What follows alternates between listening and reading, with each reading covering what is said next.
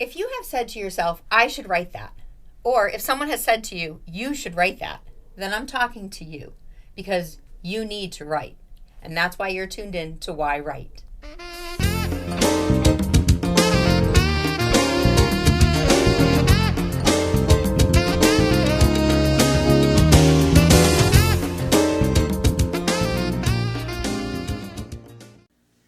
Hi, welcome to yWrite. I'm your host, Angela Grout. Thank you so much for tuning in for another episode of yWrite, because you know that when you tune into this show, you're not only going to find out why writers write, but you're going to find out why you need to write too.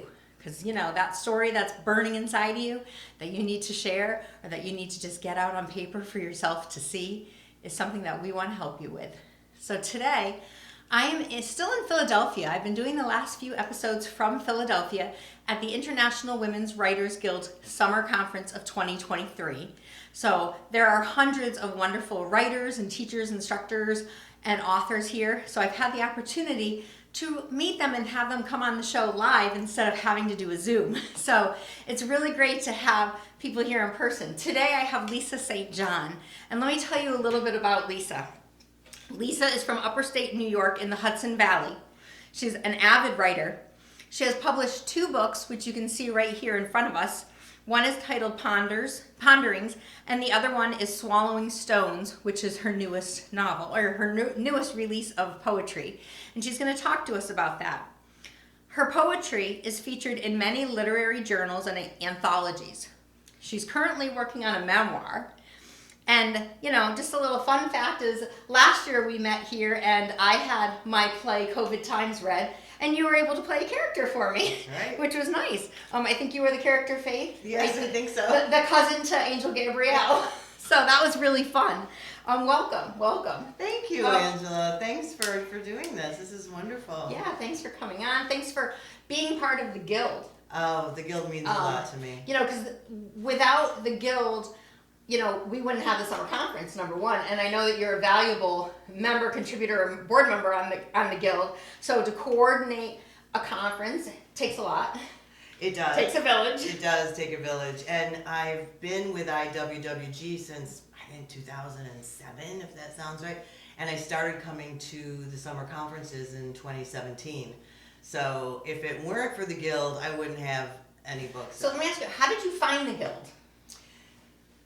I'd always wanted to write. I'm a retired high school English teacher, and I just was looking for women's groups or writing groups of any kind, and I just found them online before they got as big as they are now. Yeah, it's a huge organization, Yeah. worldwide. Right.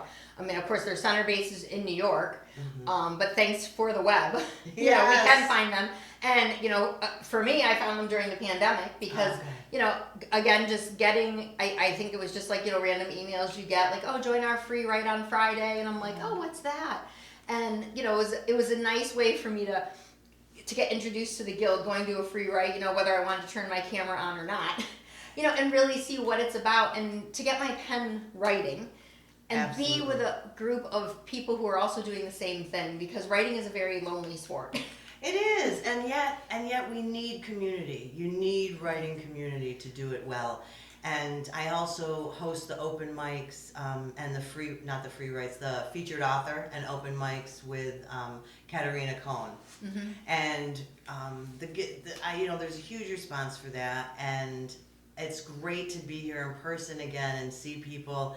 And I kind of look at them and go, oh, I recognize you, and it's good to see you in person. I feel like I should have a little rectangle around our face. This is how you know me. Yeah. But it's the in-person conference is unbeatable. I wouldn't be a writer without the Guild. Yeah, I mean, you're right. The support among other writers helps, but just the experience that they bring and them sharing their stories, which, you know, is what I'm trying to do here on yWrite, is let writers share their stories, because it helps other writers. You know, whether you're a professional writer, whether you're writing for a hobby, whether you're literally just writing a note to your kid, you know, it's like you want to be able to communicate effectively. And, you know, just being in the community helps you to do that. And the classes that they offer are, I mean, here especially, they've been very intense. we say we don't want the conference to end, but boy, we're so full of so much information that the download is huge here. So you're like, okay, I gotta sit and digest all of this. Yes, and we always tell new attendees you don't have to go to every single session. You're going to be exhausted, right? I went to, I think, everyone last year, and I'm like, whoo, wow, that was a lot. And it reminded me a little bit like being in high school and college, where the changing of the bell, you're going to another class, so you're switching gears very quickly, Right. But you don't have to do that. I mean, if you're someone who's writing a memoir, you may just take the memoir class. Right. If you're someone who's writing a script, you may just take the script writing class, which, for IWWG, and the Guild offers all of these classes with some really incredibly professional, experienced professionals. Absolutely, absolutely. And you're learning from the best, and you're learning from each other. And like you said, that's the odd paradox of writing. It's the loneliest thing, and you do it on your own. But then you've got to sell it. You've got to get out there, and before you do that, you've got to share it in a writing community of some kind, right? My first advice is to get a writing group. Find a writing group, or if you can't find one, make one. Right, and especially for the sharing part, because even here it's great. Like you go to class and you work on a piece that you may have brought, or something just comes up, and especially taking poetry classes. Sometimes what appears on the paper, you're like, where did that come from? And then to be able to share it out loud with others to get their feedback, and you feel the energy of what empathize with them, and you're like, oh, I didn't write this just for them. I mean, just for me, I wrote this on behalf of all of us. Yeah, all writing is communication of some kind. And you've written 2 books of poetry, so I mean, it's not like you've written a poem. Right, You've written quite a few poems. Yes. Tell us a little bit about the process of writing the poem. Like, do you sit down and say, oh, today I'm going to write a poem about stones? No, it's a little more organic than that. Sometimes I will decide to write in form. I'll say, okay, today I really want to try a Sistina, or today I really want to try a Villanelle. And that idea of form, actually, some people find it confining, but actually it just frees your mind. It frees your mind because you've got the structure already, so all you need to do is paint. You know? Yeah, it's like filling the lines. Coloring the numbers. But often I free write first. Just set a timer for 2 minutes and just write whatever comes into my head, and then see what happens on the page, because you don't know what's going to come. Yeah. So you're free writing for 2 minutes, and then you're taking a little bit of the free write, transforming it into a poem. A lot of times with a format, sometimes not. Right.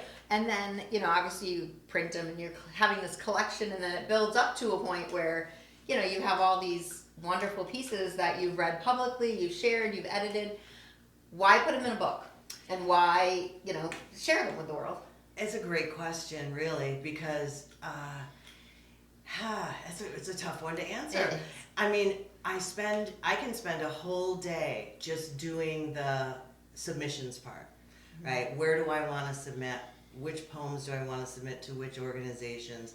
How that goes, how they want it, because you have to be very specific. Every journal wants something specific, and you have to really pay attention to that. Yeah, word count, line count, non-rhyming, rhyming. Yeah, do they want a Word doc? Do they want a PDF? Do they want, there's all these little details that have to get worked out.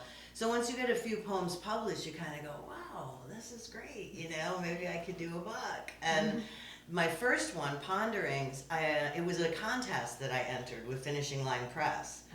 They had a chapbook contest, and so you put all your poems together and you send it to them, and they emailed me back saying, you didn't win the contest, but we really want to publish this anyway. So that's great. That's winning the contest right there. Exactly. So that's how I fell into that. And later, as I wrote more and got more published, I decided I really wanted to put a book together. Like any artist will see certain colors or certain shapes if they're a sculptor forming, and after a while as a poet you see like, oh, these guys all belong together. These poems all are speaking together somehow, and you you put them out. I do it tactilely, right? I print them all out on Yeah. paper and I put it all on my dining room table and I said, all right, who's first? Who's next? Who's whatever?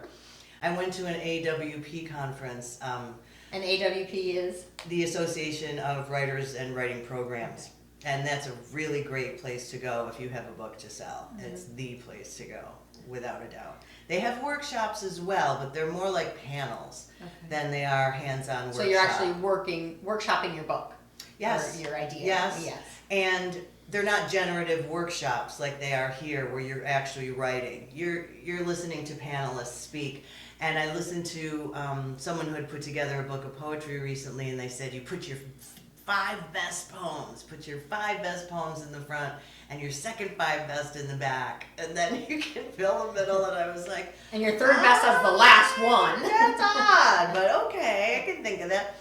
And then the best advice I got, because a full-length book is a lot more work than a chapbook. A chapbook is usually like one thought that comes through.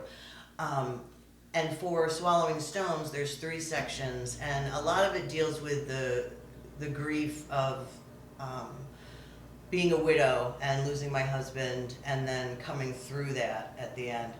And so through AWP, I read an article that Annie Finch, the poet, wrote about how to put a poetry book together, and it blew my mind. Yeah. It was so informative, and I started taking the poems off the table and moving them together in different ways and going, oh, this is what she means, this is what, okay.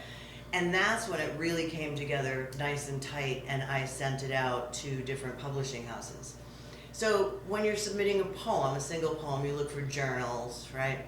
And when you're submitting a book, a full-length book of poetry, you're submitting usually to a publishing house. Okay. And so they have different rules, different formats, there's contests, etc.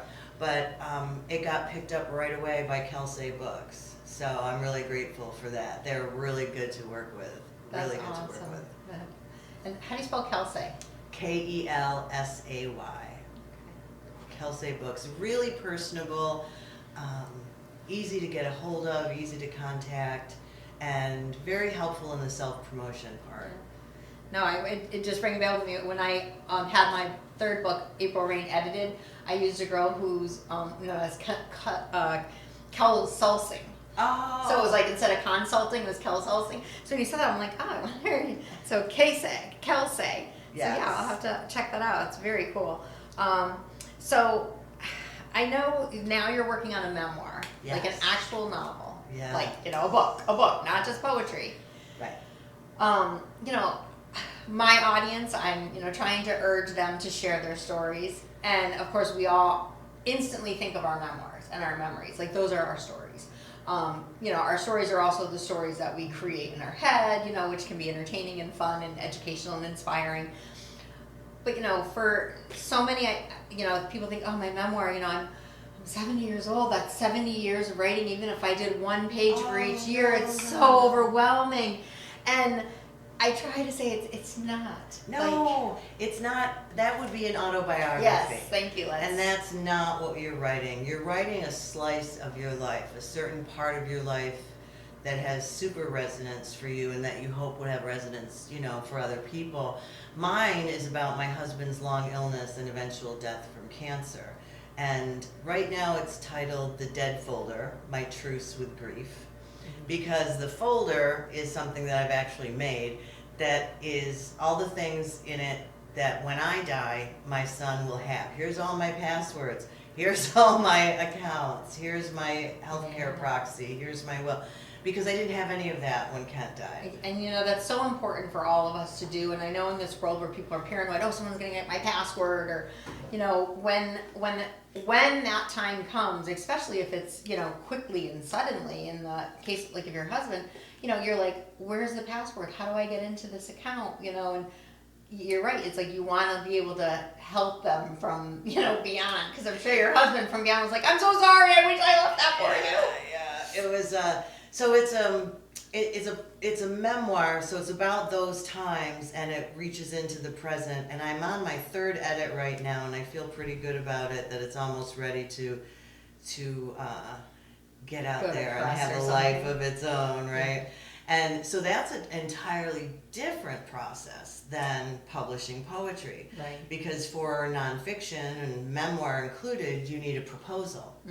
And that is a pain in the neck to write. It's very tedious. It's something like, who's your audience? How are you going to market this book? What's the summary of the book? What's the takeaway? You know, and all these details. And thankfully, because it's such a painful memory, I would work on the proposal while I was writing the actual first So you draft could of the memoir. kind of be doing the business part of Yes. it. Yeah, and there is a balance to that. Right. I owned a flower shop for years, and you know, when someone came in and they lost someone, like there's the emotional aspect, and I'm very empathetic, so I totally can, you know, resonate that. But there's also the business end that we have to take care of. They've come into the flower shop to order flowers, so. You know, as the florist, it's my job to keep them on target with that. Like Yes. you're saying, okay, what's the description of each thing that you need? And you're like, okay, I'm going to do the business end. But then during that business end always comes up an emotional piece. Of course. You know, of and course. the story has to come out, and you can't put that in the proposal. No. So it's neat that you understand that balance of where what goes. Yes, because there's so many different aspects to writing, right? There's the creation, right? And before the creation, there's the taking in, you know, of your surroundings. You have nothing to write if you don't do anything, right? So You gotta write from experience. or think anything. So you're taking it in, and then you're getting it out on paper, and then you're editing, and then you're sharing it, and then you're publishing it, and then once it's published, then you have to sell Marketing. it. So there are all these pieces that not every writer is comfortable with. You have to just do your best to, as you said, like put on your editor hat right now, put on your marketing hat right now. And there's a lot of great sites out there and places to find, you know, good advice of how to do all those things, especially writing the proposal. That's a long one. Yeah, and with your memoir that will be coming out, the dead folder, the dead file, the dead folder, yes, the temporary title, because you never know, things change. You know, in writing fiction that happens because I changed my character's name a few times. Oh, okay. And it was funny, at one point, one of my beta readers who I was giving, you know, chapters at a time, she was like, who is Jessica? And I go, Jessica, oh, you had the first chapter, she was Gina. I changed her name to Jessica. And she's like, oh, I was like, where did she go? I want to know. And I'm like, oh, I'm sorry, I changed her name. And, you know, you keep that little flow chart going of, you know, this is the title, but now what works. Right. So, right. Yeah, just, and again, just giving that example shows like how even writing memoirs, fiction, all of it is, you know, you can take a memoir class if you're writing fiction. Of course. And a fiction class if you're taking memoir, because all of it relates, and you're, you know, going to find out what works for you, your process. Absolutely. It's all really helpful to cross genres like that, because primarily as a poet, I started out this memoir, and now I just pare it down and down and down, and I have these tiny little chapters, right, like poems. And then I realized, like, it took it to a writing group, and they'd say, well, what about this? What really happened? What's more going on there? And I'm like, oh, okay. Yeah. I'm building, Yes. not subtracting. Yes. So that's a difference. Yeah. So when you're writing your memoir, this slice of your life, memoir, do you have a writing schedule that you stick with? Did you write a lot of it in classes and then take it home to edit it? Do you handwrite? I always have all these questions. Do you handwrite? Do you use a computer? Yeah. You know. Yes, and yes. Okay. So I started it in class Yeah. here at IWWG in 2018, I think. And I knew I wanted to write about it. I didn't know how. Mm-hmm. And so I took some classes on memoir, and it was mind-blowing, because I was like, okay, this is doable. Yeah. Because it does, like you said earlier, it just sounds so big. Yeah. And so I started it, and it had a whole different focus. And I handwrite a lot of the emotional part, and then when I type it into the computer, it feels more finished. It feels like I can look at it and really edit it in a different way. Step away emotionally. Yes, and then after a while, after you get into, 10,000 words or whatever, then I would just sit and start right on the computer. So it's a mixture of both and of research, Yeah. you know, because there's a lot you forget when you're grieving. You don't realize what's going on around you, and it's really helpful to do the research and say, okay, what was that going on? Yeah. Oh my gosh, that was Hurricane Sandy. Yeah, you know? where did I go on that trip? Yeah, Or, you yeah, know, exactly. What airline did we fly? Because, you know, I Right. want to maybe give them credit. Sometimes you can just make that stuff up. Of course, and you can just you say have in a real memoir, reasons. I don't remember Yeah. what we did, but you know. Yeah, no, I even personally think like, okay, I've written like my book, Dear Baby Get Out, is a little bit of a, you know, memoir, the final days of pregnancy, you know, a little funny story. But you know, I've had this life of a florist for almost 3 decades, and people are like, oh, you should write the life of the florist, and I'm like, yeah, but it seems so huge because am I writing about being a florist and the actual technical challenge, the physical duties of the creation? Do I talk about the inspiration that got me there and it continually motivated me throughout my days, or do I talk about the actual real human experiences that I had during it? And it's like I have 30 years. Like again, if it's 1 page for every year, I mean 1 chapter for every year, it's like, okay, how do I take on this task? And slowly I've seen like, okay, I'm gonna just write down a few of the things that I know I'd want to include. And then, I just start like, okay, I'm going to set my timer for 20 minutes and I'm just going to write about how I walked into that shop. There you go. And then timer goes off. Okay, put it away, put it Yeah. aside, go to the next chapter, and even if it's jumping out of order, because, sometimes when you're writing that chapbook, Well, memory is not in order. it's not chronological. Life is chronological, but Yeah. memories just pop up. Exactly. Sorry, I'm using my hands because I know sometimes the camera goes out of focus when I do that, so I apologize. So we look forward to hearing about your memoir when it's being released. Thank You have to you. let us know. I certainly will. Can Thanks you for tell doing my this. audience where they can find more information about you and your books, where they can get them? Everything is on my website. You can buy the books at Amazon or KELSAY Books or Finishing Line Press or my website, and I'll send you a signed one. And that is lisachristinastjohn.com. And I will, of course, put the links below. I'll probably even put the links, I think, to that Anne Finch book that you mentioned, because I took notes on that. And even the AWP. Yes. That you mentioned, and of course, I'll put the links for the IWWG. So if you have any questions, about the Guild, getting involved with the Guild, becoming a member, you can go right to their site. You can probably email her, too, because she's going to have lots of information. Absolutely. Feel free. lisachristinastjohn.com. No. lisachristinastjohn at gmail. At gmail.com. I know we all do that. Thank you so much for coming in. Angela. I love this. Thanks I love for you. this. And I love it all. So This is thank wonderful. You. Thanks so much. And I want to thank you, the audience, for tuning in. Thanks, Studio 954, for letting us use their equipment and get everything ready for this podcast. I'm enjoying doing it. I hope you see that. And I also really, really, from the bottom of my heart, say thank you for watching the show, because without an audience, who am I educating? Oh, wait, I'm still educating me. So I know I've taken away a lot from this episode, and I certainly hope that you're going to share it with your friends, and you might consider, what Lisa has said about, writing chapbooks with poetry and even doing that slice of your memoir. So thank you again, Lisa. Thank you, Angela. So this is the time of my show where I give my audience a prompt, because, we want them to start writing. Yes, So yes. when the show ends, in another minute or so, you're going to pick up your pen, grab a piece of paper, again, any kind of paper, but maybe at this point, if you watched a few episodes, you maybe went to, I don't know, your local TJ Maxx or your local store and got yourself a nice pretty journal. Put the date on the top. You might even want to put where you are at that moment, what room you're writing in, just to kind of jog your memory. And then I'm going to have you write for 10 minutes, and I'm going to give you a little prompt. This one could be an easy one, I think. I just want you to make a list, and that list is going to be slices of your life.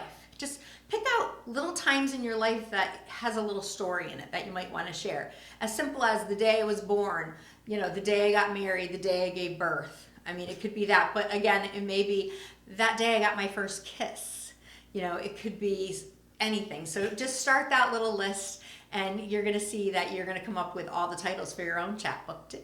So thank you. Thank you so much for tuning in. Thanks. This is yWrite. I'm Angela Grout, and I will see you next time.